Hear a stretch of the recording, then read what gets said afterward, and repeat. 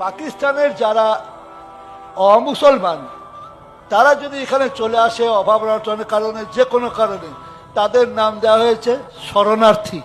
আর মুসলমান যখন বিপদগ্রস্ত হয়ে ঘুরে এসেছে, সেখানে আমার চাচা আছে, মামা আছে, ফুপা আছে, তার নাম হয়েছে অনুপ্রবেশকারী।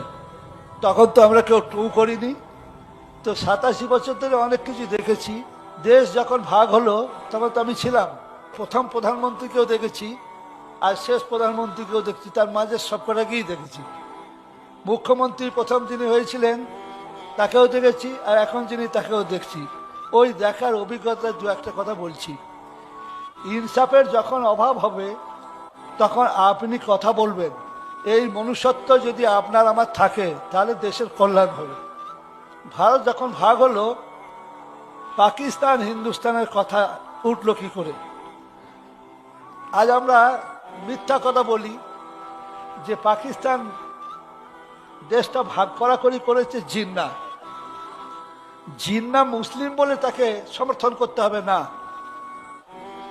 যদি আমরা বলি জিন্নাই দেশটা ভাগ করলেন, এটা লজ্জার কথা। জিন্না একজন ব্যারিস্টার ছিলেন, বারাট ল ফ্রম লন্ডন। তো আমাদের আরো তো ব্যারিস্টার সব ছিলেন, তারা কেউ কিছু করতে পারলেন না, তিনি একলাই দেশটা ভাগ করে দিলেন। তাহলে কি আমরা সব হিজড়ে নপুংসক? তিনি দেশটা ভাগ করলেন বলে লজ্জার কথা। ভাগ করতে দিলেন কেন আপনারা? আমরা দিলাম কেন? তখন আমি ছোট।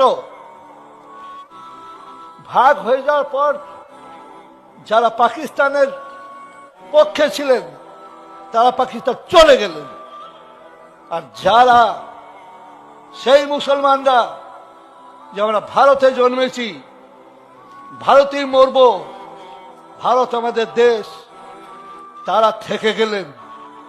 তাদেরকে যারা বলেন তোমার পাকিস্তানে চলে যাও, এটা বলার অধিকার আছে নাকি আপনি ভেবে দেখবেন। একটা কথা আপনাদের স্মরণ করিয়ে দিচ্ছি যে যারা ভারতবর্ষের বাইরে পাকিস্তানে চলে গেলেন, কেউ কেউ জিতে গেলেন, কেউ কেউ হেরে গেলেন, বড় বড় চাকরি পেয়ে গেলেন।